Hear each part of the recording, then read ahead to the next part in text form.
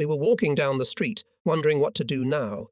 It was about 8 o'clock in the morning, and it was freezing cold. We couldn't go to the student's house because we would have to explain the reason why we had been kicked out of the house. But we couldn't walk the streets endlessly, could we?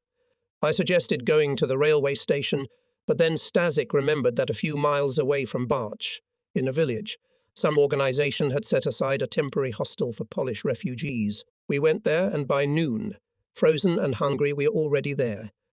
There were about 20 Poles of all ages living in the hostel. 8 was a former warehouse. We introduced ourselves, and 2 elderly Hungarian women immediately poured us hot coffee and gave us bread. All the inhabitants of the hostel were sitting around the only stove, and Stasik immediately joined the general conversation. I tried to collect my thoughts, but the picture of this morning kept coming back to me. Marischka's sleepy face when I kissed her for the last time, the white face of the old man pointing at the door. What will happen to my beloved? What will her parents do? What could I do for her? Obeying a sudden impulse, without saying anything to Stasik, I set off on my return journey and arrived at Barch in the afternoon. Thinking that Marischka must be at work, I went straight there. But after a long and incomprehensible explanation, I realized that she was not at work today. I had to go to her house. But I was probably seen from the window, and I heard the sound of a key turning in the door. No one answered my insistent knocking. I had to go back inside. "Where have you been, Stefan?" Stasik came at me. "There's a group that's going to cross the Drava tonight. Shall we join them?" "I'm just not up to it right now." "Are you coming?" "Yes, and you'd better come with us." I didn't even consider it necessary to answer. Stasik left. Left alone, I fell into a semi-conscious state. Marischka, her name kept going round and round in my head. I kept repeating it like a broken record. "We're leaving." Stasik's voice brought me out of my reverie. I didn't even notice when he came back. "I'm coming with you," I replied. The group of fugitives consisted of 10 men. Some had rucksacks on their backs, some had small sacks, and we had everything in our pockets. I didn't take part in the discussion of the plan of action and just followed the others into the night. The frosty night air was invigorating, and I felt myself being infected by the general mood. We had already left the city and were walking in a dense field, trampling a path through the deep snow. The moon was shining brightly in the sky, and the river bank was clearly visible in the distance. At the request of the group leader, we stopped, pelted ourselves with snow, and continued our way to the river. Twice we had to lie in the snow, waiting for Hungarian border patrols to pass. Finally, we got down to the river and crawled across the ice to the opposite bank. We resembled ghosts. In the light of the moon, 10 people were crawling at some distance from each other. A few tens of centimeters, stop. A few tens of centimeters more, stop again. When the moon disappeared behind the clouds, we cried. The Yugoslavian coast began to loom ahead. The most important moment came. The coast was heavily guarded, and we had to slip past the Yugoslav border guards unnoticed. If only we were lucky. Stasik and I crawled to the shore at the same time, and for a few minutes, listening, waited for the moon to disappear behind the clouds. I heard someone climb onto the shore and roll back onto the ice with curses. However, Stasik and I managed to climb up the embankment and roll down into Yugoslav territory. After a little breathing, I crawled through the deep snow. Stasik crawled beside me. We had covered about 100 meters when the silence was broken by a sharp shout. A beam of light flickered to our right. A couple of seconds later, we heard Polish speech and saw one of our group rise out of the snow and approach the Yugoslav border guards. We crawled forwards, away from the place. We stopped. We rested for a quarter of an hour, lying on our backs in the snow, and then continued on our way, keeping to the direction to the west. Of the 10 of us, there were only 3 left. Me, Stasik, and a man about my age who called himself Michael. Although I did not take part in working out the route, I assumed that we should find a road leading to Virovitica, then head in the direction of Jelova and get as close to Zagreb as possible. The goal, to get as far away from the border as possible before the Yugoslav police caught us. In the darkness, falling into deep snow, stumbling and falling, we quickly felt very tired. On the way we came across several country roads leading to villages. Smelling the strangers, dogs barked. We resisted the temptation to knock on the first house we came across and ask for food and a short rest. Who could guarantee that we would not be immediately handed over to the authorities and sent back to Hungary where we would be imprisoned? So without stopping, we went further and further away. The morning found us on our way. As if in slow motion, we could hardly move our feet and walked across the field. Houses appeared ahead. A dog barked angrily. We knocked on the door of the outermost house and entered. "We are Poles and we are very hungry," Stasik said to the man sitting on a stool. He looked at us and mumbled something indistinctly, then said to the woman standing at the cooker, "Give them some milk and bread." While the woman poured the milk and cut the bread, the man continued to stare at us. From Hungary?" He spoke Slovene, and we understood him. "Yes." "Are you going to fight?" "Yes." "Why do you want to do that?" Before we could explain, he continued, "I was a soldier too in World War I. What did you get out of it? Here, look." He turned round and we saw the scar across his face from forehead to chin and the empty left eye socket. War brings nothing good. And with a hearty spit on the floor, the man stood up heavily and walked out. I ran my eyes round the room. There was a bed in one corner with someone fiddling under a blanket. As I looked closer, I saw the head of an ancient old woman, wrinkled, with a hooked nose and toothless mouth. Two small children were peering out from behind her back, watching us with wide-open eyes. In another corner of the room, a calf was tied to a hook driven into the wall. Under the calf's feet there were chickens in the straw. Very poor people lived in this house. The landlady gave each of us a mug of warm milk and a piece of bread. I was terribly hungry, but I was so tired that during the meal I fell asleep for a few moments. Stasik and Michael were already asleep, leaning against each other, and I had nothing to lean against. Then I saw the old woman gesturing to me to lie down on the bed. I did not have to beg long. I lay down at her feet across the bed and instantly fell asleep. When I woke up, I didn't realize it at first. The old witch was grinning with her toothless mouth. At the other end of the bed, two children's faces were looking at me. A calf was roaring, and a soldier was leaning over me and pulling me by the arm. Behind his back was a rifle with a bayonet fixed. I rubbed my eyes, thinking I was dreaming, let my feet down from the bed, and got up. Then I saw Stasik and Mikhail sitting on the bench, rubbing their eyes and yawning. Apparently they too had decided that they had dreamt about the soldier. Then I realized what had happened. The Yugoslavs had found us. Where would they take us? To Zagreb or send us back to Hungary? The soldier, without explaining anything, took us out of the house, put us in a horse-drawn sleigh, and drove us to a small town a few miles from where we were sleeping so sweetly. At the police station there were already two of our group and several other Poles who, like us, had crossed the Drava during the night. We were all given something to eat, and then taken to the railway station and put into a wagon. A guard got into the carriage with us. "Where are they taking us?" we asked our guard. To Zagreb." "Hooray! You heard us, we're going to Zagreb," someone shouted. "You don't understand where they are taking you," the escort said, seeing our reaction. "What do you mean, where?" "In Zagreb you will be imprisoned for illegal border crossing." "No. For how long?" "Sometimes they put you in jail for a week, sometimes not for a few days. It depends on a lot of things." "Like what?" "Oh, how the prison authorities treat Poles. If it's good, you won't spend more than a day in jail, with good food. And if not, then?" How do you know that?" The guard laughed in response. "I take Poles to Zagreb by the dozens almost daily throughout the winter, so you don't have to doubt my words. Why are you so keen to leave home? Why are you wandering around the world by the thousands? Haven't you had enough war in your own country?" No one had any desire to take part in the argument. Some were already asleep. Some were preoccupied with their own thoughts. The guard made himself comfortable, unbuttoned his uniform and stretched his legs out into the passage.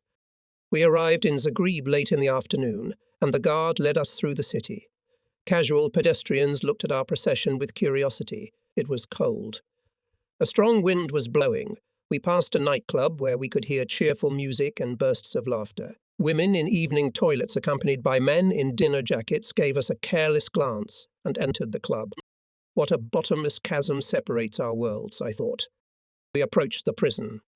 The gates opened and let in another group of hungry and frozen Poles. For 2 hours we set down on paper the details of the Yugoslav border crossing, Then our group of 11 was placed in a cell on the ground floor. There were already several people in the cell. 4 of them slept on bunks along the wall, the rest on the bare floor. To put it bluntly, the only light bulb hanging from the ceiling emanated this unhappy picture. We entered the cell, and the door closed behind us with a few turns of the key. We were in prison again. Stumbling over the bodies lying on the floor, we tried to find empty seats. We managed to do so. After we had settled down, we decided to ask the inhabitants of the cell where we had got to. There were only Poles in the cell, arrested, like us, for illegal border crossing. Some had been here for a week, some for only a day. "Why don't they let us go any further?" Michael asked. For the same reason as the Hungarians, came a voice from the floor. They respect the laws. They're afraid of provoking the Germans and their own bureaucracy. "How is the food here?" I asked, feeling a sucking hunger. "Hey, black coffee and bread, every day, nothing else." "They treat us like criminals," added the man sitting next to me. "The guards are normal people, but they're scared to death of their boss. He's a real bastard. Every morning he comes to check on us and demands that we stand at attention. Probably a fucking German, but in Slavic guise, and he's got a lot of time on his hands. Prison's full of Poles." "How do we get out of here?" Stasek asked. "If you can offer him a bribe, you'll be released tomorrow. If not, you'll wait on a general basis until it's your turn at the consulate. But it's a long story." We had many more questions, but there were disgruntled voice. "No. Talk tomorrow. You have plenty of time ahead of you. Everyone wants to sleep." There was a persistent smell of faces in the cell. In the corner on a small pedestal was a black bucket used for natural needs. Michael went to the corner to use the bucket for its intended purpose. "Can't you see?" came an indignant voice. "It's full to the brim." "But I can't take it anymore. I'm going to burst." "Hey, tie yourself in a knot and wait until morning," came the advice from the floor. "The bucket is emptied before the morning formation." Michael, along with others like him, had to endure until morning. They did not dare to disobey the advice of the old-timer. Sitting on the stone floor, leaning against each other, they slept intermittently. Their bodies got stiff, and about every half an hour someone could not stand it and change position, and, of course, woke up the others. Old floor, overflowing bladder, the snoring of fellow inmates, and to top it all off, lice. By the end of the night we were all itching. Finally, the agonizing night came to an end and morning came. It began with shouting guards, clanking keys, and carrying buckets full of filth, and then it was our turn. The 4 of us took the bucket out and used the toilet at the end of the corridor. "Hurry up, hurry up." The guards were pushing us. 1 minute each.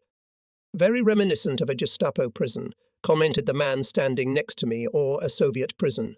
Then they will demand that we sign a confession." We thought we would now be served breakfast, but we were disappointed. Next came formation and roll call. We lined up along the corridor. Guards stood on both sides. The warden appeared in a uniform with epaulettes with a sabre at his side and walked slowly along the line. He had the appearance of a general reviewing an army. Any complaints?" he asked, stopping in the center of the formation. "We are starving," shouted one. "There are 20 of us in one cell. We are treated like criminals." The warden walked silently along the line. When the stream of complaints had dried up, he came to the center again and, with his chin up, made a speech in reply. "Yes, you are starving. Yes, your cells are overcrowded. But it's all your own fault. No one asked you to come here. Are you being treated like criminals? You are criminals. You broke the law and you should be punished. Any other questions?" "Yes," came a voice. "You son of a bitch." This phrase sounds the same in any Slavic language. The warden, while remaining outwardly unperturbed, nevertheless noticed the screamer. He walked slowly along the line and stopped in front of the man who had dared to insult him in the presence of his subordinates. The chief was clearly furious, but he knew how to keep his temper. Without saying anything, he slowly turned round and, ordering the guards to take us to our cells, left the corridor. That day we did not receive coffee and bread until the evening, and throughout the day the prison was filled with cries of protest. For the next 2 days and 2 nights, Poles who were constantly arriving were pushed into the cells. We could no longer breathe, and more people were coming in. We were still fed once a day, in the evening, The atmosphere became heated. But on the third morning our cell was opened by a smiling guard. SO supervisor. He'd been transferred. We immediately felt the change. Within 4 hours we received coffee and bread twice. The cells were not locked now. In the afternoon, the first groups of Poles were taken out of the prison in lorries. We did not know where they were being taken, but in any case it was better than being in prison. The group that Stasik, Michael and I were in came about midnight. A lorry took us to the railway station where we were put on a train. Over 100 people travelled on the journey, accompanied by 3 policemen. We were allowed to get off at stations and those who had money could buy newspapers and food. "Where are we going?" I asked one of the policemen. To the camp in Split." "N-R-A-A-I," I shouted. "To Split." "What are you so happy about, Stefan?" Miss Stasek asked. "I know Split very well. It is a port on the Adriatic Sea in Dalmatia. I've been there several times before the war. You have a bank account there, don't you, Stefan? Know any nightclub girls? Or do we have to protect you from pesky creditors?" Michael fantasized. "Most likely we'll be put in another stinking prison, and there won't be any girls and clubs." Stasek said gloomily. His predictions didn't come true. In Split, we were accommodated in a new, modern building belonging to the Jadranska Straza, the coastal defence units of Yugoslavia. On the ground floor, there was a huge gymnasium, where a large number of straw bunks were already waiting for us on the floor. Each of us was given a blanket, and we were free to use the toilet. During the day, we could walk around Split. 3 times a day, we were fed at the Catholic monastery, and were even given an extra portion of bread at dinner. The day we arrived in Split, an official from the Polish consulate from Zagreb arrived there as well. He explained to us that as a result of negotiations with the Yugoslav authorities, we were allowed to sail officially to Malta and unofficially to France on a Greek ship chartered especially for this purpose. However, Germany is pressurizing the Yugoslav government to intern Poles. This may be the cause of the delay. For 12 days we hung around aimlessly in the harbour, watching the ships depart. We even wanted to steal a fishing boat and sail to Malta at night. With the help of an acquaintance who I knew from my pre-war visits to Split, I managed to obtain nautical charts. From him, I also obtained the necessary information about the shipping channel. On the morning of the day we had planned for our operation, I was awakened by a loud shout. A large vessel has moored in the harbour, probably came to Split during the night. We rushed to the harbour, where indeed we saw a ship under the Greek flag with the home port of Piraeus. About 300 Poles that same night, 3 February 1940, were loaded on board the Greek ship, which arrived in Marseilles on 7 February. We were taken in French army lorries from Marseilles to the camp, where hundreds of Poles were being transported who were arriving in France every day. We were accommodated in barracks that were overcrowded beyond measure. There were times when only one camp bed with a straw mattress and a blanket for 3 people. The food was poor and irregular. The barracks were infested with lice. Attempts were made to form groups and units of us, under the command of a senior officer, but we were a motley collection. Among us were representatives of all ranks, from colonels to privates and civilians, who had no idea what a formation was or how to answer during roll call. The queue for food was like a millipede. Everyone moved their hands vigorously, trying to reach the most inaccessible parts of the body, to squash a particularly insolent louse that had set up a feast in a cherished place. For this reason, the formation, roll call and singing of the national anthem, which required standing at attention, were not popular. We spent a fortnight in camp. Then the sergeants were distributed to various training centres scattered throughout France, and the officers were sent to Paris in the barracks Bessières. There I saw people in Polish uniform for the first time since September 1939. At the entrance to the barracks stood Polish sentries, and although they saluted our rather shabby, continuously scratching group, but tried to avert their eyes from the rags in which we were dressed. We formed up. A colonel in a perfectly fitting uniform with battle honours came out to us and began to make a speech. The longer he talked, the more annoyed he got. Finally, he couldn't stand it any longer and, interrupting half a word, asked, "Gentlemen, will you do me the favour to stand still while I speak?" "No, Mr. Colonel," said a voice. "What do you mean, no?" "We're being eaten by lice, Mr. Colonel." That was the end of the formation. We were ordered to undergo sanitation. We were taken by lorry to Sluis Hospital. We stripped naked and our clothes were taken to be steamed. I immersed myself in a bathtub whose water smelled disgustingly of chemicals. The bodies of slain enemies floated around. Then, taking a deep breath, I went under, and another batch of lice covered the surface of the water in a thin layer. Then I washed myself in a tub of plain water, without any disinfectants, and emerged into the world without the unwanted and evil inhabitants feasting on my body. "Isn't that wonderful?" remarked Stazik when we met in the changing room after the wash. On the way back, I noted that most of us were still scratching ourselves out of habit.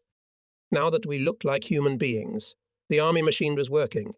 We were assigned to barracks according to our membership in a particular branch of the army. Stazik and Michael got bunks in the infantry barracks. I shared a small room with the liaison officer. There were 2 beds made up with clean linen.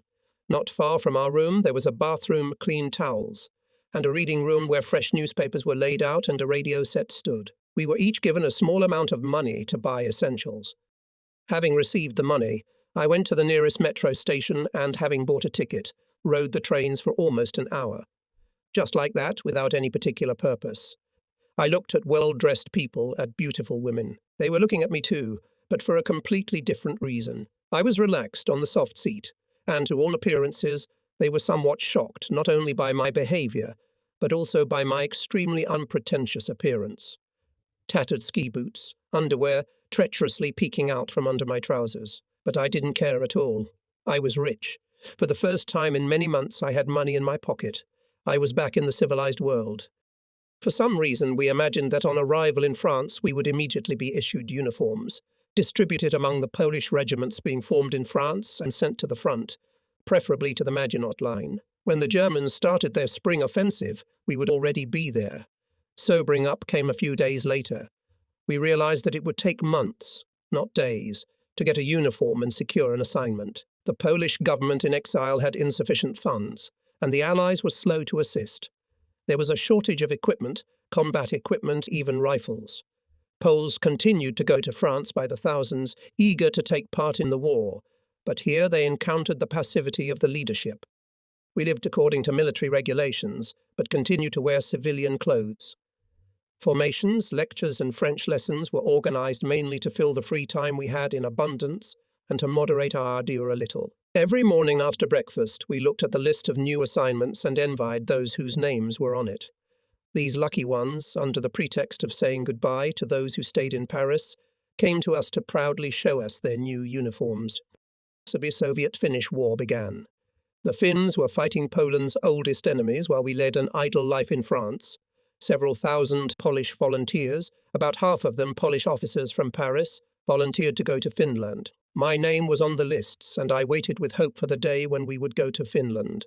After many weeks of waiting, the Finnish consulate in Paris informed us that for political reasons Finland had to refuse our offer.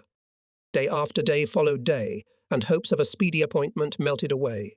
Information leaked to us that France herself was suffering from a shortage of arms and therefore was unlikely to arm us. Some of the Poles sent to the regiments informed us that many units were still unarmed, and some had one old-style rifle for every few men.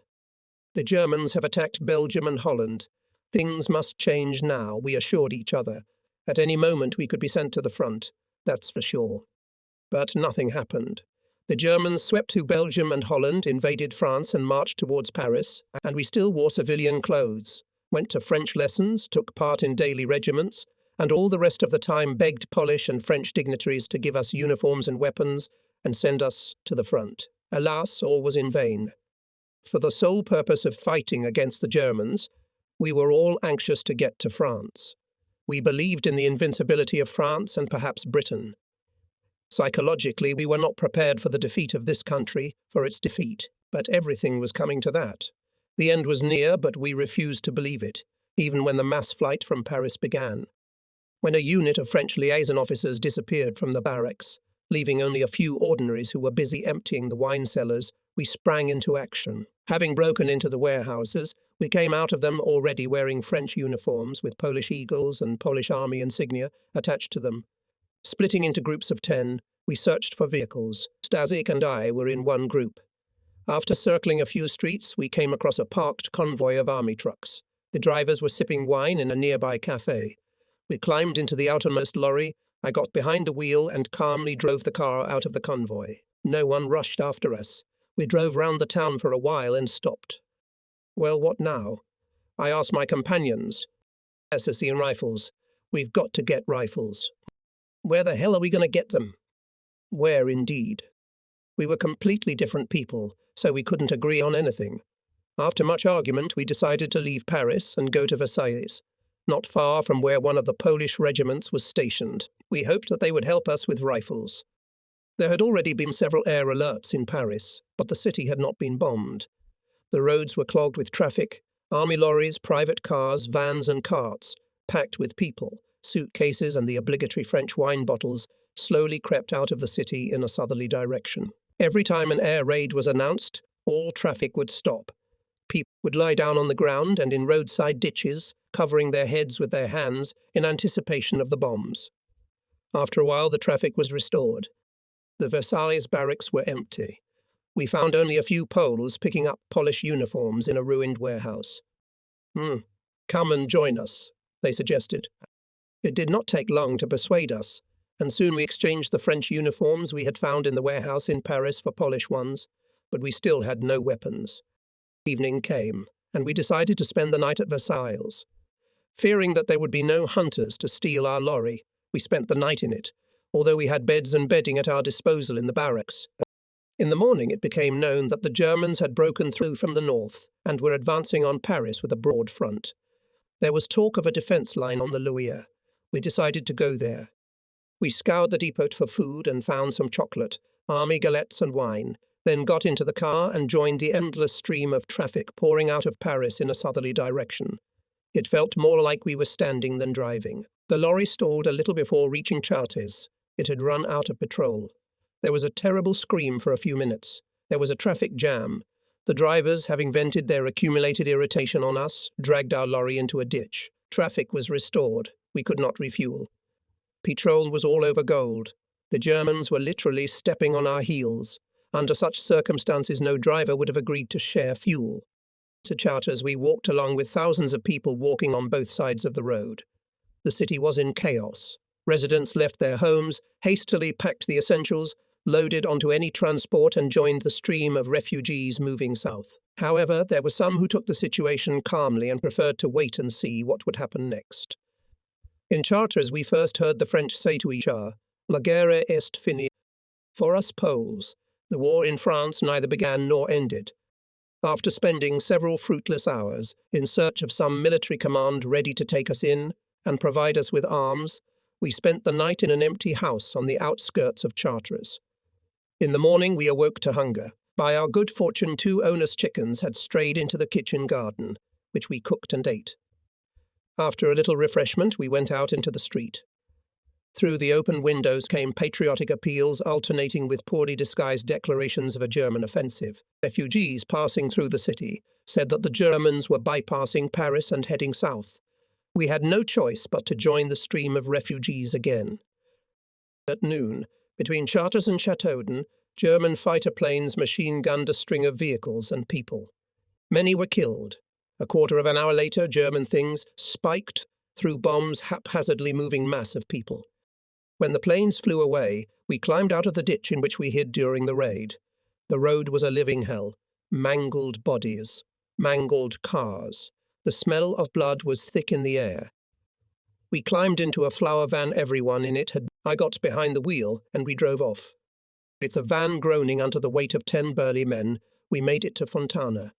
We ran out of petrol again, and just as we were about to abandon the van, the axle of the car in front of us broke, and the car was pushed into a ditch. The passengers took their belongings and joined the stream of refugees, while we poured out the petrol left in the tank of the abandoned car. We had enough petrol to get us as far as Vendôme.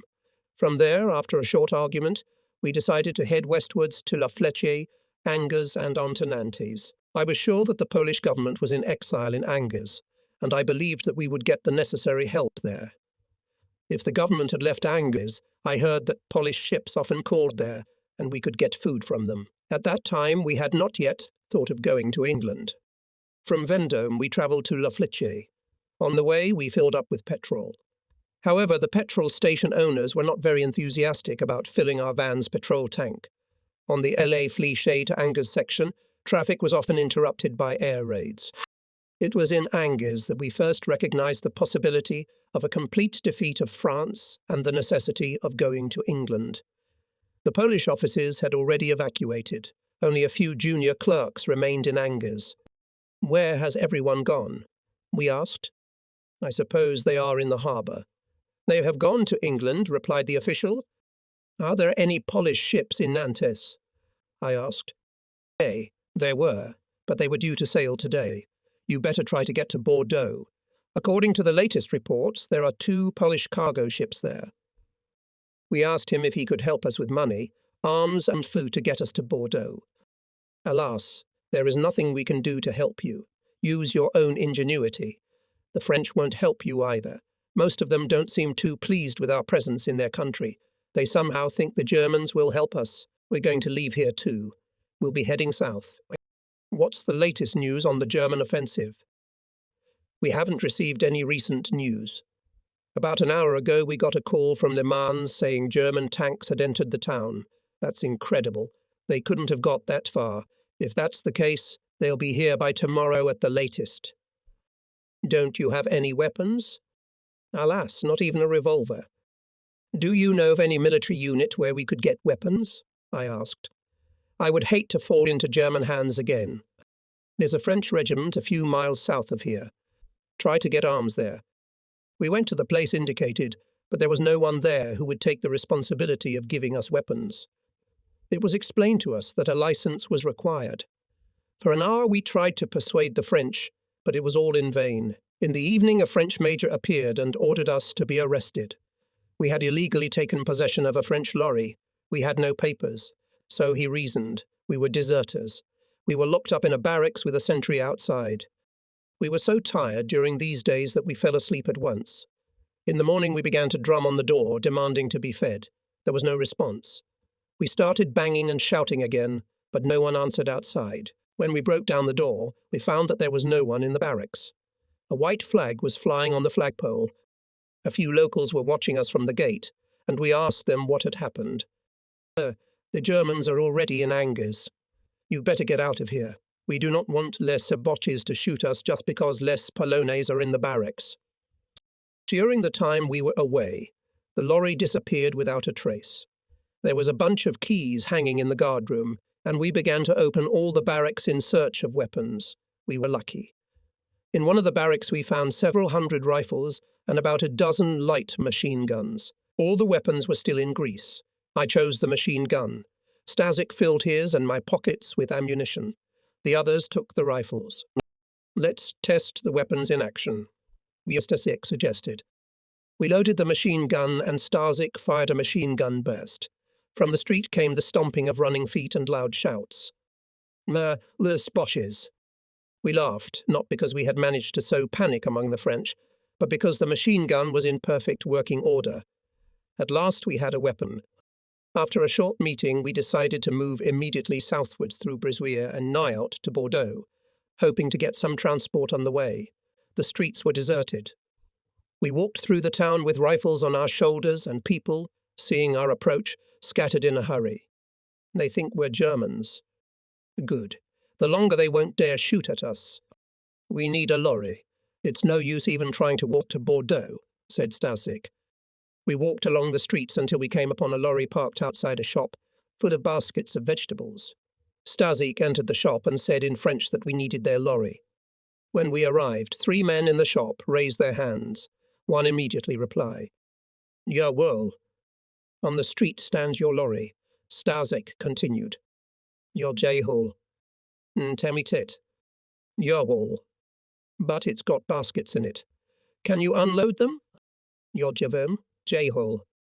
The men immediately went outside and began hastily unloading the lorry. I noticed that one of them was studying us intently. Suddenly he threw the basket on the ground and shouted, "This is not bodies, it's Polonais." Now the others put down their baskets and stared at us in amazement. They unleashed a terrible torrent of curses on us.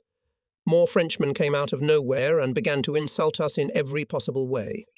"Stefan, hurry up and start the car," shouted Stasik. "Everyone into the lorry, hurry up. We have to leave quickly." I went to the driver's cabin and then I saw that one of the Frenchmen took out a knife and was going to slash the tires. Stasik shot in the air. Everyone scattered. I jumped into the cab, started the car and drove away from the shop. We had to get on the road going south, and we wandered around the city for a while, panicking the French, until we got in the right direction. We had a map with us and realized we were going to Brisouia. After a few kilometers, we stopped to discuss the way forward. We were terribly hungry, and the only things left in the lorry were lettuce and cabbage. Noticing a farm from the road, we decided to buy some food there. I pulled off the road and realized that my clutch wasn't working. All I had in the lorry was a spanner and a screwdriver. We had to disassemble the gearbox, and that took us most of the day. Meanwhile, the traffic on the road had increased. If in the morning there were only a few cars passing by, now there was a dense stream of lorries, cars, horse-drawn carts. In the afternoon, the traffic gradually subsided and the road became empty. We had repaired the lorry and could get down to the business of finding food. We ventured towards the farm, but a young Frenchman shouted loudly as we approached. "Get out of here. The sooner the better. I don't need you to find Polonaise on me. Get out and quick." We couldn't get enough of the salad, but we chewed it and discussed our plan of action. The road had emptied. Not a single car had passed in the half an hour we had been sitting on the grass eating salad. "I don't like all this," said one of the companions. "It's too quiet." "What do you mean?" "The road is deserted. Not a single refugee in sight." "I don't like it," he repeated. "Maybe they've all passed," suggested the other, "or decided to stay. I'm sure that if the Germans were around, the road would be jammed with thousands of refugees." "And you don't hear any shots," added Stasik. "I don't think the Germans are 30 kilometers away. What do you think?" We all agreed and continued to stuff our bellies with salad to drown out the hunger that haunted us. "What's that over there?" Pointing to the crossroads, someone asked. We looked in that direction. "It's a French reconnaissance vehicle, one of us determined. Apparently they are setting up a checkpoint. Let's get going before they block traffic." "Right, let's go." I'm back behind the wheel. Stasik and another man climbed into the cab and the rest of us got in the back. Our tension increased as we approached the crossroads. What if they tried to arrest us? What would we do? Stasik asked. "Hey, they don't even look in our direction." The reconnaissance vehicle was standing under a tree at the crossroads. I slowly drove up and stopped, expecting the French to get out of the car and ask us questions. If we drove past, I reasoned, they would suspect something wrong and might open fire. But no one got out of the car. So I started the engine and was just about to move off when a uniformed man with a machine gun on his chest got out of the car. "Halt, wohin gehen Sie?" he shouted. "Germans," shouted Stasik. "Germans." Seeing 3 more soldiers on the road, the others shouted. I, of course, should have dashed forward, but instead I turned the truck around and drove it back to where we had just come from. We had only gone about 100 meters when the first shots rang out. The people in the back of the truck started shooting back. We were traveling in a cloud of dust, so I could not see in the mirror if the Germans were following us. With my foot on the accelerator pedal, I was speeding along when I heard Stasik's voice. "There's something on the road ahead." Probably another German car, I thought, and turning onto the road leading to the farm where we had been greeted so unkindly a few hours before, I drove into the yard and braked sharply. "The barn. I'm going into the barn, Stasik. Open the doors." Stasik didn't move, leaning heavily on me. "I've been wounded, Stefan. I'm wounded." His nose and left ear were bleeding. Someone opened the door of the barn and I drove inside. The door was closed immediately. "Oh, the Germans might not have seen us turn towards the farm," a voice said. "But if they did see us, I'm not going back to prison." Stasik was slumped in the seat when I got out of the cab. His hands were still clutching the machine gun. I gently unclenched his fingers and picked up the machine gun. Come here. It's a good view from here," I heard as I looked around for a good place for leaving the machine gun behind. I went back to the cockpit to pull ammunition out of Stasik's pockets. Then we broke a board out of the barn door, and now there was a perfect view of the whole yard and the road leading to the farm. My mind was a complete mess. Only by the trembling of my hands did I realize that I was badly frightened, but I did not think about what might happen to us at any moment. I only thought of one thing: Stasik was dead. What would I tell his parents when I returned? I was so anxious about this question, as if I was going to see them in a few days. What would I tell them? A noise in the courtyard made me wake up. I saw the young Frenchman who had chased us off the farm that morning. He was shouting angrily at an older man, probably my father. I knew almost no French and didn't understand what the argument was about. What are they saying? I asked my neighbour. Do you understand? Yes. The young one wants us off the farm, he replied. His father insists we stay. A moaning sound distracted my attention. The moan grew louder and louder. Dying. I'm dying. It couldn't be Stasik, he's dead. So who is it? Just then we heard a noise and a reconnaissance car appeared on the road leading to the farm, which drove into the yard and stopped in front of the arguing men. The driver stayed in the car, and the 3 men with automatic rifles jumped out. The main thing is to stay calm, my neighbour whispered. They could get away. The French raised their hands in the air. Wo sein Soldaten? Asked the German.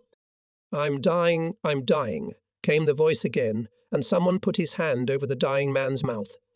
Wo geht der Soldaten? The German repeated his question.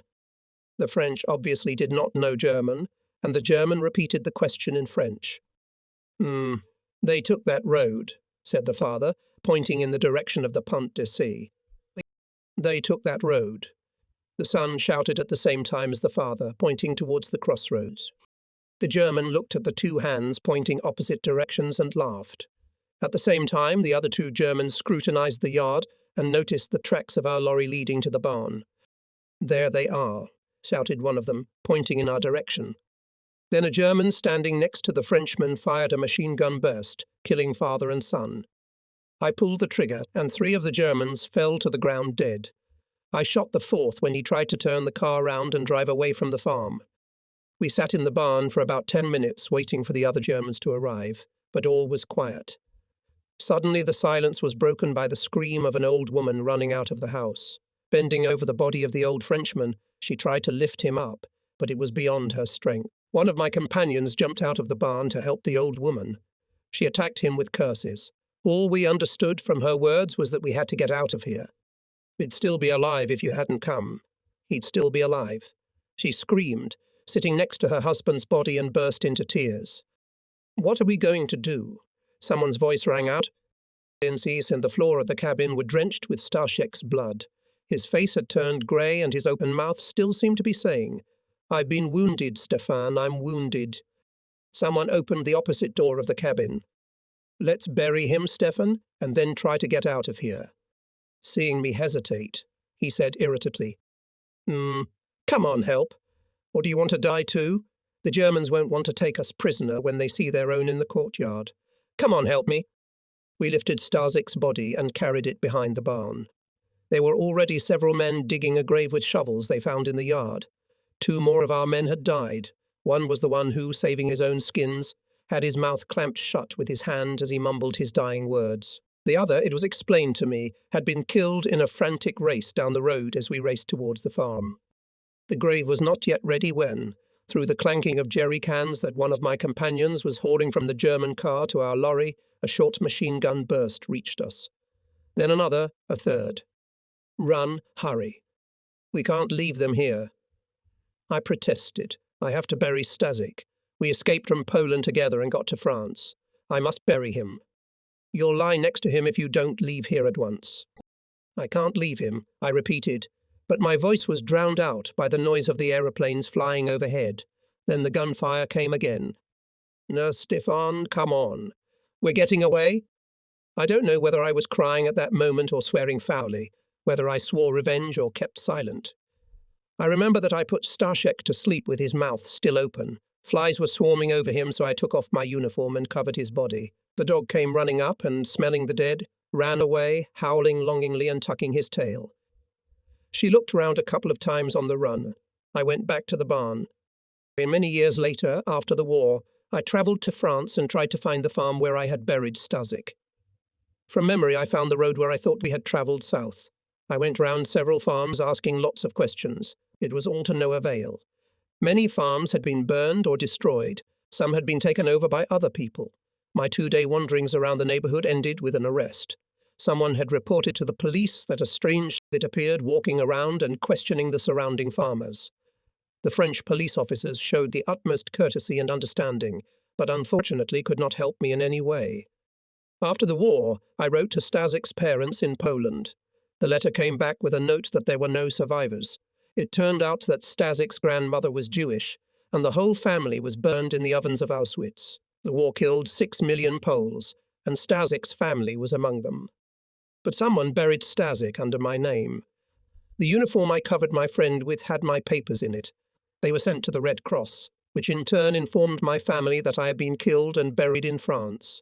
The location of the grave was unknown. This was one of the 2 reports of my death that my family received. The barn door was open.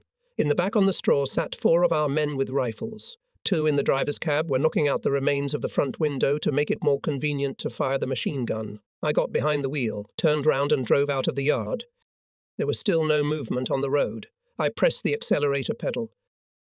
It's like you go crazy when you get behind the wheel. We could fly out of the cab, screamed my companions. As we pulled onto the main road, we could see an air battle going on in the sky to the north. The wind carried to us the muffled sounds of explosions. I drove the car towards the junction. We sped past the unfortunate spot and sped on without seeing anyone on the road. Finally, a small village appeared ahead. At our appearance, a few of the locals scattered. There were no Germans, and no one shot at us. We never had to use guns again in France. After the encounter with the Germans, we waited for another encounter with them, assuming that they had moved further south.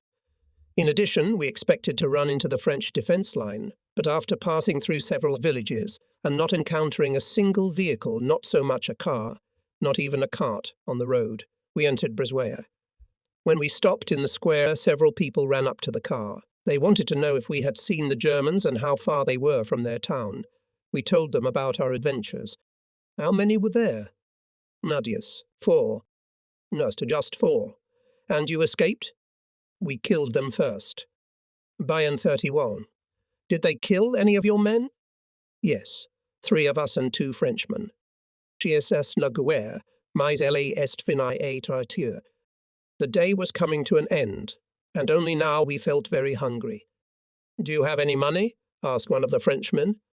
We had nearly 50 francs in all. He took us into his shop and cut off a few pieces of sausage and bread. SS Steve S.A. Polona? Yes. Do you realize what you've brought upon us? We're fighting a war for your Danzig and the Polish corridor, and what has it led to? Les botches in Paris. One should never fight for other nations. We didn't argue with him. We handed over the money, took bread and sausage, and, just leaving the city, stopped for a bite to eat. Chapter 15. The next day, following a column of refugees, you entered Bordeaux. Besides the French, English, and Poles, the city was flooded with refugees of all nationalities. People sat in the streets, squares, parks, and on the steps of staircases. At the open windows stood crowds of people listening to the latest news. France had capitulated. Some cried, some seemed relieved. La guerre est finie, they said, sipping wine at a table in a sidewalk cafe. It's all clear with them, but what do we do? We asked each other. Only England is at war now. But we can't cross the Channel. That's up to you, Captain, my companions told me. Take us to a vessel, anything from a boat to a line ship that will take us across. I had been to Bordeaux many times before the war, and knew the port decently well. We left the lorry. The Frenchman immediately took possession of it as soon as we had moved a decent distance away, and, taking our weapons, set off through the town to the harbour. There were several ships at the wharves and in the roadstead. I searched with my eyes for the Polish flag, but found no vessel bearing our flag. We learnt that there were English and American ships in the port, but the Americans took only citizens of their own country on board. The owner of a small Dutch coaster agreed to take us with the only requirement that we get exit visas. Air raid signals sounded and German planes appeared over the city. Without dropping any bombs, they kept their course to the sea. They are mining the mouth of the river to lock ships in the harbour, a French docker explained to us. Are there any Polish ships in the harbour? I asked him. Yesterday there were 2 ships in the harbour. One came in at high tide in the evening, and the other was unloading today. They brought peanuts, but who needs peanuts now? I think they'll try to leave this afternoon at low tide. They may have already sailed. We rushed to the docker's quay. USL Cargo Polonaise. We asked the first docker we saw out of breath. Parti, Eilis Layback 37. Pointing to a small cargo ship, slowly gliding towards the exit from the dock, he replied. Damn it, they're late. Damn them to hell, was the heartfelt response from the quay. When we turned round, we saw a group of Poles, as upset as we were. I realized that the ship had to pass through 2 more locks before it could enter the river. Run, hurry, we'll catch up with them at the lock, I shouted excitedly. The ship was already entering the first lock, and we ran headlong, jumping over some crates, mooring ropes and anchor chains, dodging cranes lifting and lowering cargo. When we got there, the ship was against the wall, waiting for the water to rise in the lock. There was no space on deck. Hundreds of people were lying, standing and sitting leaning against the side, and even in lifeboats. I jumped on deck, and after waiting for the mooring to finish, went up to the captain's bridge. Mr. Captain, there are 7 of us. Could you take us to England? Are all 7 of us Poles? Yes, all Poles. Hey, I've got over 400 men on board, and the lifeboats are designed for 40. The French said they wouldn't let me out if I took anyone but the crew. Did you see what's happening on deck? Yes, Mr. Captain. Then you have better eyesight than I do. I see nothing, he laughed. That's how I'll answer the French if they want to ask me questions. He looked at me intently and asked, Could I not have seen you before? Yes, Captain. Before the war I went with you several times to Luleå 3080. That's right, I remember now. You can be useful. Tell your friends to jump on board and enjoy the facilities. He laughed. I turned to leave when he said after me, And bring your rifles, you may need them. There are no weapons on board. I jumped down onto the quay, but apart from a few Frenchmen scrutinizing me, I saw no one. Where the hell are they? What a time for a stroll. My attention was attracted by a whistle from the deck. My mates were already on board. We assumed that the captain would agree to take us, they said, smiling. No one even noticed how we were on deck. The airlock filled. The ship gave the moorings and began to move slowly towards the exit. At that moment there was a sharp squeal of brakes, and a man and a woman with 2 small children jumped out of the car. Are you going to England? Shouted the man. Yes. We're English. Take us aboard, he asked, looking up at the captain's bridge. Probably receiving a favourable answer, he handed the children one by one onto the deck. The children were followed by his wife. The ship was moving, and the man managed to throw only 2 suitcases of all the luggage on deck and jump in himself. It's all because of that damned car, the man said without addressing anyone in particular. But you made it, I said. Do you speak English? He wondered. Where are you going? God, that's a stupid question. I'm sorry, he added with a laugh. His wife looked at the suitcases in confusion. You've left the most important things behind, darling, she grumbled. My whole wardrobe is gone. I'm sorry, darling. I didn't have much time. We slowly waded out into the river, turned around and swam to the mouth of the river, which was over 90 kilometres away. We were overtaken by several refugee boats. On the wharves, in the streets stretching along the river, we saw crowds of people stream around long lines of cars, bringing thousands of refugees from the north. Now that they had learned of France's surrender, they were no longer anxious to go anywhere. Perhaps they had even lost their fear of the Germans. Years of occupation awaited them. We who were leaving France had a different attitude to its defeat. We were going to a country that most of us had only hearsay about. We were sailing into the unknown. The rest of the day, as the ship moved slowly towards the mouth of the Garonne, was spent compiling the passenger list. In all, there were 417 passengers and 32 members of the ship's crew on board. More than half of the refugees were Poles. Second in number was a group of 6, and the rest were Dutch, Belgians, and Frenchmen. Then there was an English family who got on the ship at the last moment. Women and children were placed in cabins, and men occupied not only the decks, but also all the nooks and crannies. There was no problem with fresh water. The ship had plenty of it, but food was much worse. The ship was coming back with a cargo several hundred tons of peanuts in the holds, which the French dockers refused to unload.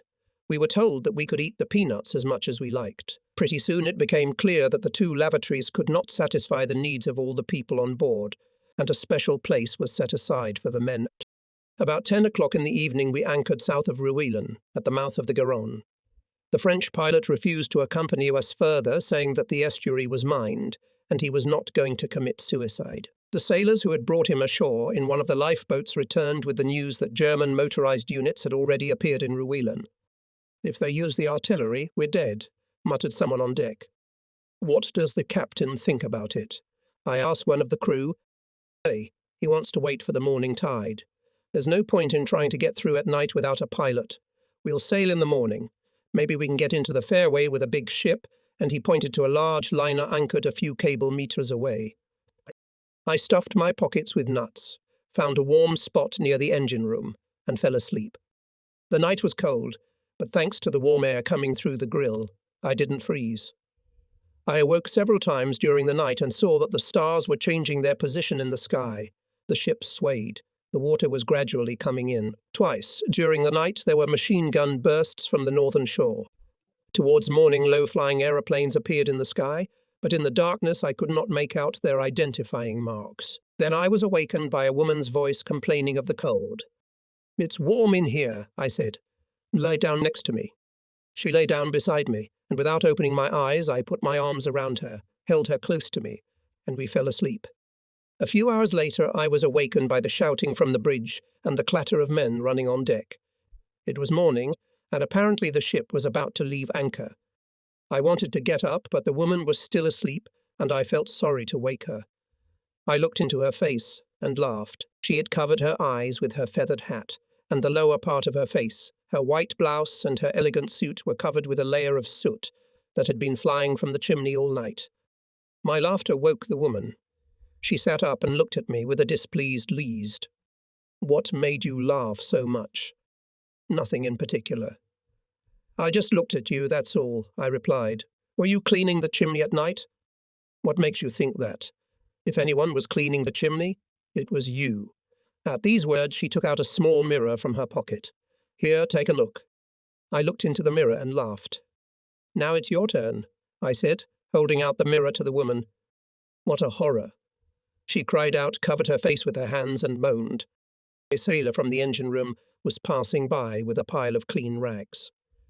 I asked him for some rags and, ordering the woman to sit still, wiped the soot from her face. "You know, you're very pretty," I said. "I wish I had known that before." "Unfortunately, I can't say the same," she retorted. She still had a few black spots on her face, and those spots, along with her angry expression and ridiculous hat, made me laugh again. "I hate you," she declared, moving further away. "I'm sorry, but I can't help myself. You're so funny." "Nasty ignoramus," she shouted. You black monkey, that's what you are." "My name is Stefan, and may I know the name of the lady?" I asked with pretense of formality. "I won't tell you. But you just have to tell me your name." After all, we had spent most of the night together, and in full view of everyone. "I'm very cold. I must say, there are several more nights to come, and just as cold." "I wouldn't come near you if I was dying of cold," she said, making an attempt to stand up. It wasn't that easy. She had high-heeled shoes, and one heel was stuck in the bars. She took her foot out, tried to pull the heel out, and then the shoe fell into the engine room. "I don't have any more shoes. This is the only pair.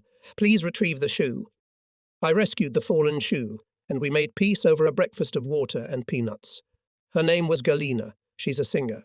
She's a soprano, and she sang in France. Like us, she had escaped without belongings other than the ones she was wearing. Meanwhile, the ship was hoisting anchor and travelling slowly towards the mouth of the river. The captain, knowing that we had a machine gun, asked us to take position on the spar deck 39. At the stern, the bosun and some refugees were setting up a wooden model, in colour and appearance resembling a 4-inch gun. The gun crew was stationed beside the mock-up. "Maybe we can fool the Germans," said the captain with a chuckle. "One for fresh water, one for food for the children, and one for the 2 lavatories on board." For my place where I lay down with my machine gun, I had a perfect view. I could see our ship, Both banks of the Garonne, several vessels astern, and ahead, about 800 meters from us, a huge liner. If the Germans have really entered the Ruelen, I thought, they will certainly shell us, though their main target will probably be the liner. The mouth of the river is mined, and it would be very difficult for us to pass without a local pilot. Besides, the Luftwaffe are unlikely to leave ships leaving Bordeaux alone. I looked at the liner ahead and suddenly saw a column of water rise into the sky at its side, facing the harbour. A moment later we heard the sound of an underwater explosion. The liner's been hit by a mine. "Raise anchor, full astern," shouted the captain. The ship shook like a fever. The anchor chain rattled and the anchor appeared on the surface. It was what was happening on the deck of the liner. It was too far away. I was informed from the captain's bridge that there was no movement on deck. After about 10 minutes we saw the liner tilt slightly to port. Gradually the roll increased. Apparently the engine room was still running, and the liner was being slowly drifted towards the mouth of the river where it ran aground. Lifeboats were launched from the deck and swam towards the shore. Then the liner spun round and almost blocked the fairway. Damn it, we seemed to have fallen into a trap. Cursed someone on the bridge. But the tide shook the liner and pulled it off the shoal and slowly dragged it back towards Bordeaux. But then another mine exploded beneath her, and the liner went down fast. Not more than an hour had elapsed since the first explosion, and now the liner rested forever on the sandbank. On our ship, the passengers had not yet fully realized what had happened. There were still queues on deck. Some were chewing nuts. Some were sleeping. Women were making sure their children didn't fall overboard. Some wondered why we were standing. It was only on the captain's bridge that the atmosphere was tense. The captain sent the steward to invite all the mates to the bridge to discuss the situation with them. You all know that the canal is mined. You realize that the mines will not disappear if we stay here until doomsday. The Germans can blow us to pieces if they use artillery. If we want to get to England, we'll have to take risks. What are your suggestions? Let's wait for the other ship and go in her wake. We could do that, nodded the captain. But if we don't get away with this tide, we shall never get away. We can drain the fresh water from the tanks overboard and thus lighten the ship. It's already being done, said the chief engineer. What other suggestions? Asked the captain, but there were no further suggestions. All right, we'll wait an hour and take our chances. If we hit a mine, I'll try to go ashore to give the men a chance to escape. Steward, bottle and glasses. It's been an hour. All the ships astern of us remained at anchor. 2 motorboats came off Rouen, one headed for the sunken liner, the other for us. He circled near us and returned to Rouen. The sun had risen above the horizon. It was noticeably warmer. The captain took off his tunic and rolled up his shirt sleeves. 5 minutes after the command raise anchor, the first mate signalled that the command had been carried out. The engine room telegraph rang out and our vessel moved forward, gently swaying. We approached the narrowest point of the fairway, marked by 2 buoys. The vessel was now just opposite a half-sunken liner lying on a sandbank, the captain holding with one hand the telegraph tube connecting him with the engine room, and with the other grasping the pile driver, turned his eyes from one cormorant to the other. Sweat was streaming down his face from the exertion, and in some places his shirt was drenched with sweat. He was clearly giving orders to the helmsman. Nod as a sigh. 5 degrees left rudder. There's 5 degrees left rudder. Hold. Yea, hold. Hold it. I got it. Noting 3 more degrees left rudder. Nurse 3 degrees left. Hold on. I got a hold. Way to go. Way to go. And on deck there was an atmosphere of lively merriment. A little girl was running. A boy was catching up with her, but he suddenly cried, dropping a toy overboard. A few women gently bent over the baby, and he answered them with a smile. No, keep it up. I heard the captain's command. Yea, keep it up, repeated the helmsman. In the starboard corridor at the bridge, the second mate of the captain, pale and concentrated, was staring through binoculars. Beside him stood the second helmsman, relieved from watch, his gaze fixed on the bow of the ship. Turning round, he caught my eye and winked. I winked back. We passed the mined liner. 2 rows of boys appeared in front of us, running up to the navigation channel out to sea. Way to go. Way to go. I thought the helmsman's voice sounded more confident than before. Hold the line. Aye, aye. Aye, hold the line. As we approached, the cormorants sitting on the buoys rose heavily into the air, and then, as soon as we passed the place they favoured, they lowered again. A flock of flying fish, which flew up from under the bow of the ship, disappeared under the water and after a while appeared far ahead. There was a complete calm. The mirror-like smoothness of the water was disturbed only by the light ripples created by the bobbing buoys. The captain's shirt was soaked through from the exertion, and he had no time to wipe the sweat from his face. Down on the deck a few boys were playing sailors. One tried to climb up the gangway, but another had managed to grab his leg and was now pulling him down. The queue for the toilets was not diminishing, and this despite the enclosure built on deck for the men. Many were still happily nibbling on peanuts, and from time to time ran to scoop up another portion of peanuts. The ship slowly moved forward. When the last pair of boys were astern, the capital gave the command stop, and then full ahead, we were out to sea. The minefield remained overboard. We sailed out into the Bay of Biscay. Chapter 16. The rest of the journey to England went normally, without much incident. Several times an unmarked aeroplane flew over us, but, probably at the sight of our formidable wooden mock-up, preferred not to take any risks. Or maybe we were just lucky. The faster ships that came after us from Bordeaux and caught up with us at sea were less fortunate. One was torpedoed and the other bombed. We caught the distress signals they sent. It cannot be said that life on the ship on this 4-day voyage was very pleasant. Only the children received food. The rest of us ate nuts and had tea once a day. Leaving a small supply, fresh water was poured overboard to make it easier for the ship to move through the mined passage. The coal was running low, and volunteers from among the passengers formed a chain and passed the nuts from the hold to the engine room, where they were added to the coal and thrown into the furnace. The ship smelled of roasted nuts. Fortunately, the weather was fine, and all but the children and a few women slept on deck. In the morning we woke up black with soot and with a stiffness in every joint. There was only one radio operator on the ship, and we took turns on watch to keep a round-the-clock watch on the airwaves.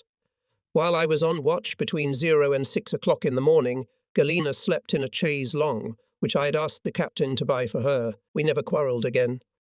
On 26 July 1940 our ship, having taken on board an English pilot, entered the harbour of Falmouth. The coast of England looked quite different from what we had imagined. Not a single warship. We had expected the English to be vigilant in guarding their frontiers, fearing a German invasion. No matter how hard we looked, we couldn't find even a trace of coastal artillery. The cunning British must have camouflaged the guns so well that they cannot be seen from the sea, suggested one of my comrades. What do you think of the British fleet, Captain?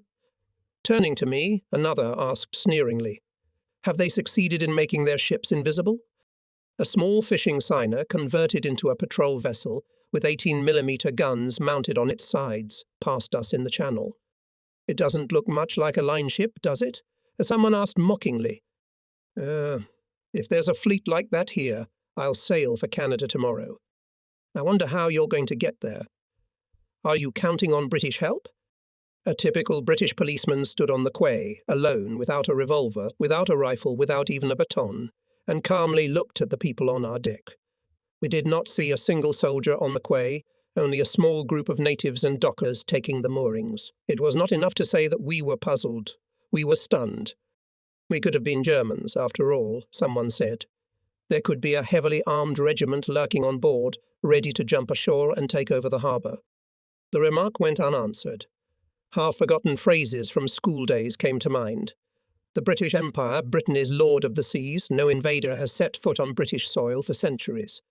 All this gave the confidence that we were entering a protected harbour. It is characteristic of the English, we decided not to flaunt anything. Instead of the group of officials we had expected, 2 tired men in civilian clothes with small tattered briefcases in their hands came on board. As we later found out, they were immigration officials.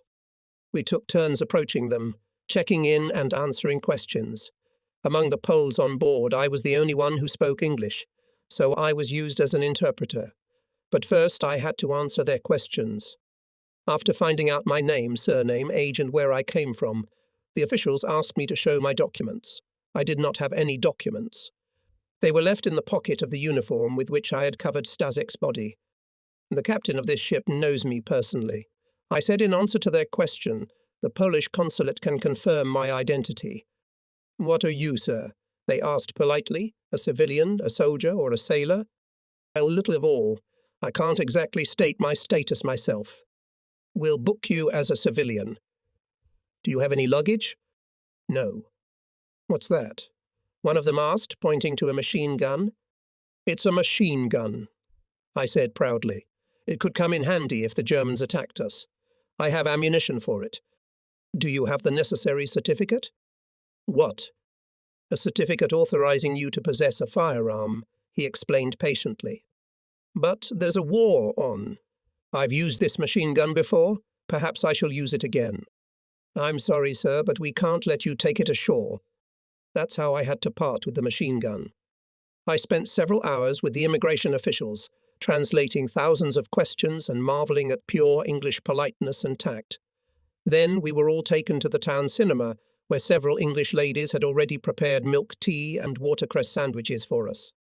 Apparently the food supply in England is really bad if they've already switched to grass, said the man sitting next to me. But we, after a few days of eating only nuts and drinking water, and only occasional tea, were glad to have grass and tea and milk. We spent 2 nights and a day in the cinema while the Englishmen solved the problem of our accommodation.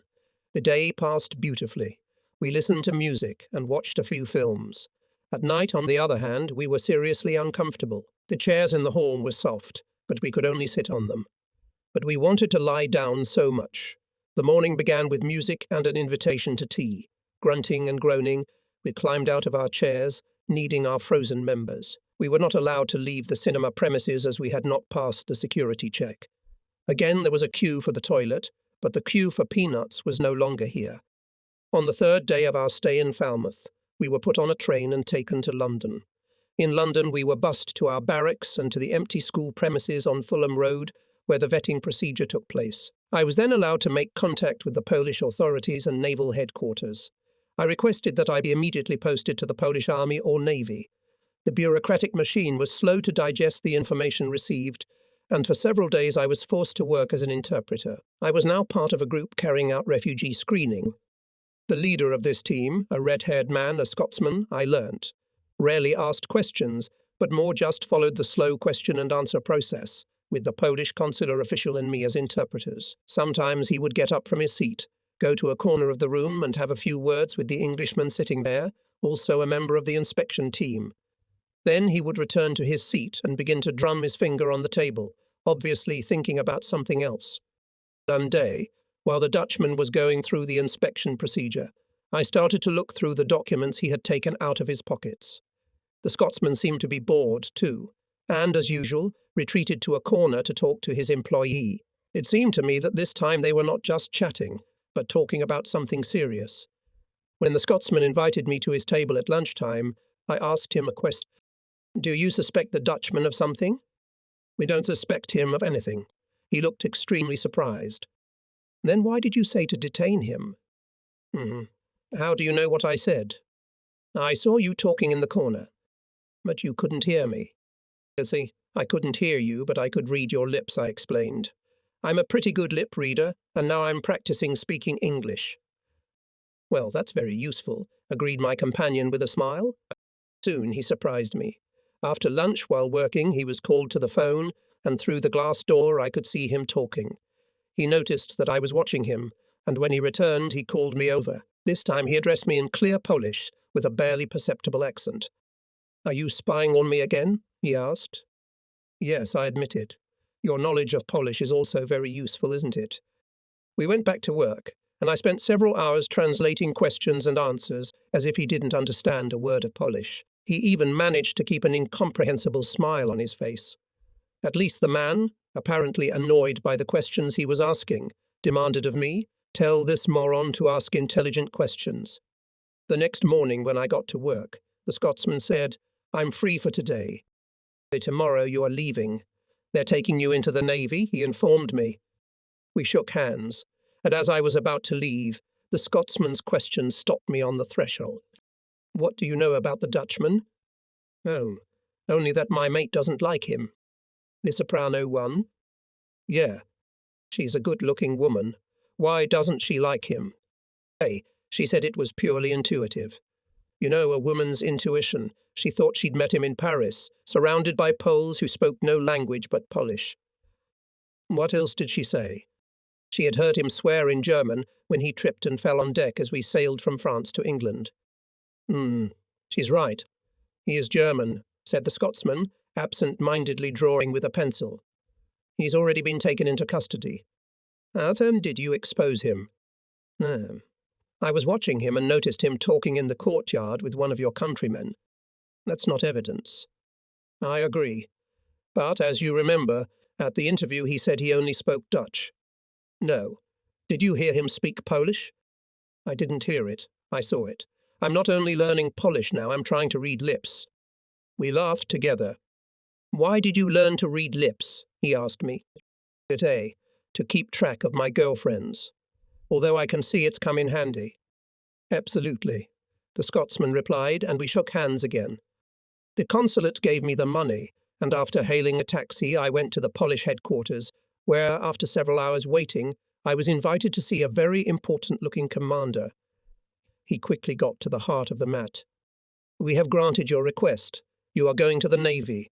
You will have some difficulties at the first stage, but you are a professional and will quickly get used to it. You will have a group of liaison officers under your command, and you will be assigned to both merchant and military vessels as needed.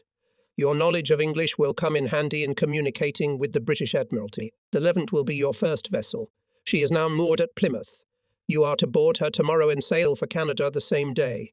Any questions? Yes, sir. I don't have any clothes, just what I'm wearing. Lieutenant Winnicky will take care of it. Good luck, Lieutenant. I haven't had time to look round London.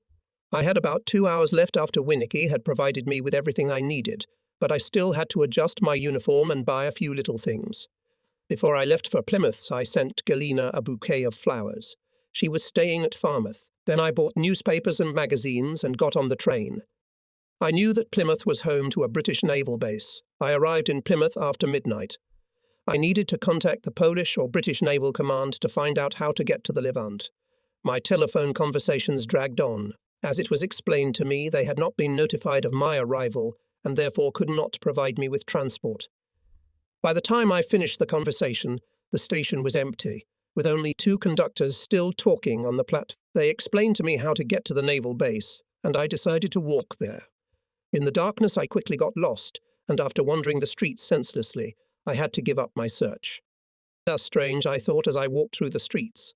Plymouth has a naval base, and the Germans are surely going to invade.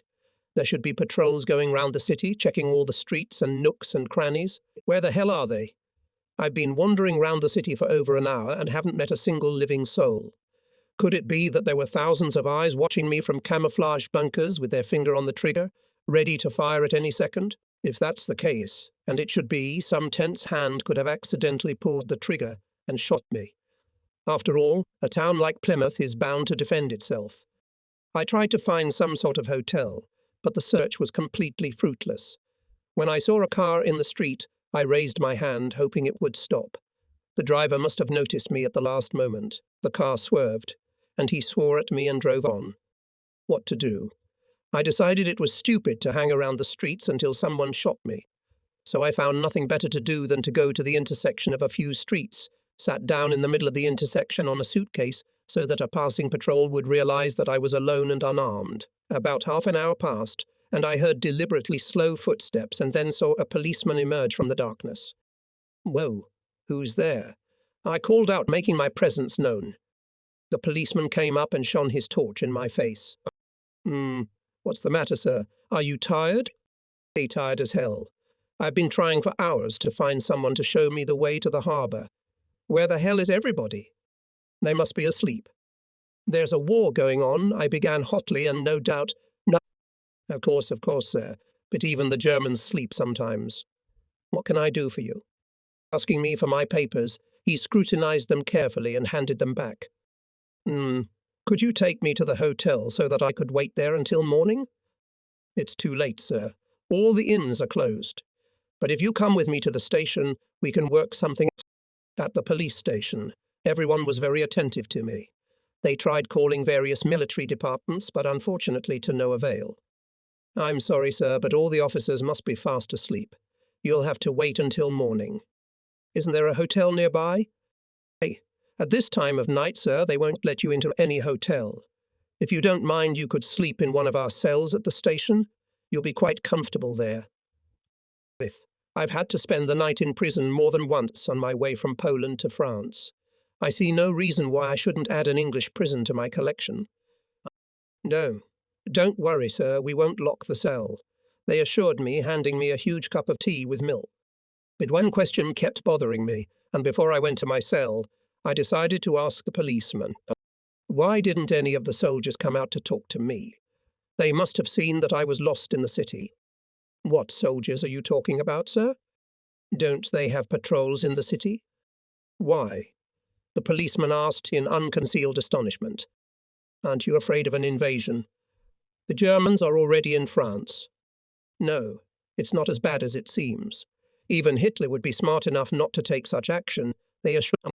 I went to my cell, admiring the British equanimity, although I questioned their overconfidence.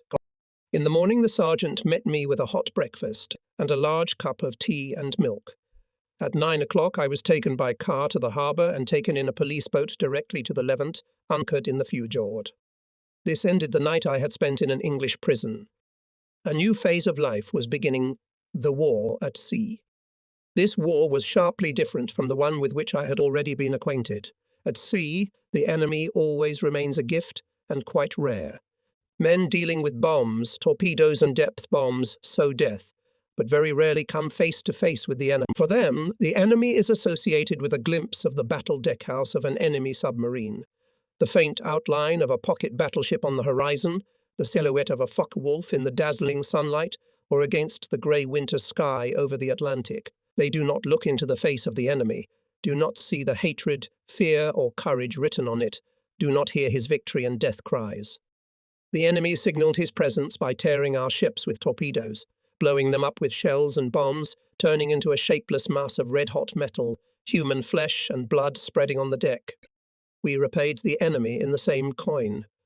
But how different was this war from the one I had already faced? Here I did not have to look into the face of the enemy, pursue him silently, stab him, shoot him at point-blank range, and see the bullets make neat holes in his uniform and enter his body and topple him over. One did not have to squeeze the throat of an enemy until he collapsed and fell to the ground. The battles in the Atlantic represented a very different kind of warfare. Within a few years they took the lives of tens of thousands of men, among them my closest friends. Sea battles were fought in the southern seas in tropical heat, and in the northern seas when ships looked little different from icebergs, under the mysterious light of the northern aurora borealis. For many years, winter and summer, doldrums and storms, the Atlantic Ocean was my only home. Often it could be my grave.